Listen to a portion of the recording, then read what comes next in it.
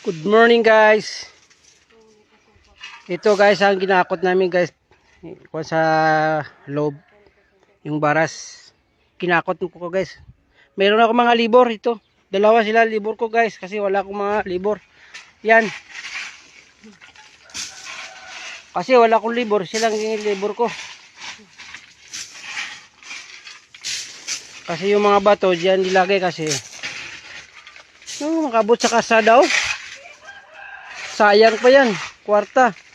Oh, hanggang dito naka yung mga bato. Oh. Grabe ka init, guys. Init. Oh, yan ang mga libor ko. Tag 500 ang sweldo ko sa kanila, guys. 500. Yan.